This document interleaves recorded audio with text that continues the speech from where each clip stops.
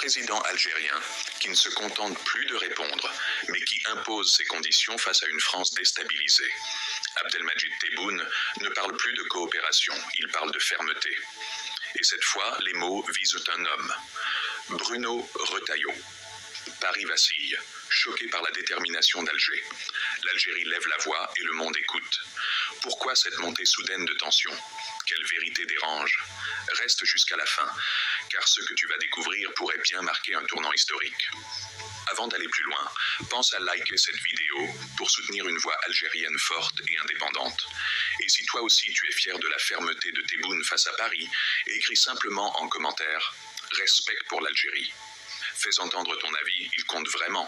Depuis l'indépendance, les relations entre la France et l'Algérie oscillent entre promesses et déceptions, entre gestes symboliques et ingérences masquées.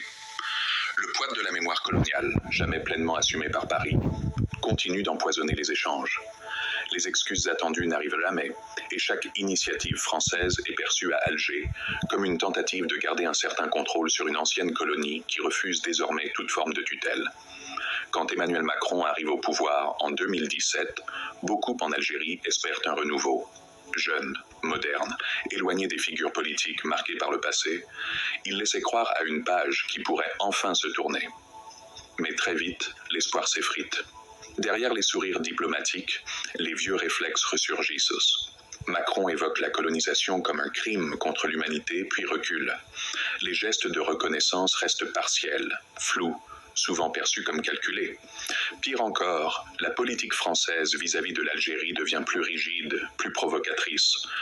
Restrictions de visas, déclarations à charge, décisions hostiles. La relation se crispe, se complique, se tend. Et aujourd'hui, elle atteint un point de rupture. Tebboune l'a bien compris. Posés sans concertation, ont déclenché une réaction immédiate et inédite.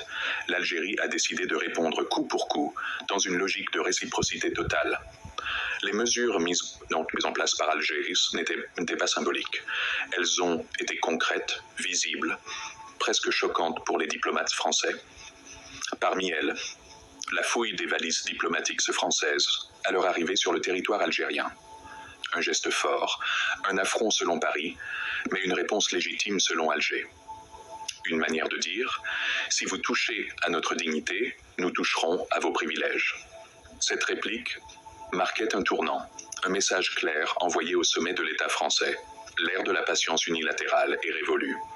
Face à cette montée de tension, Tebboune n'a pas joué la carte de la diplomatie, silencieuse.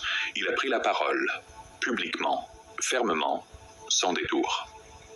Il a désigné Bruno Retailleau comme un obstacle majeur à tout rapprochement sérieux entre les deux pays.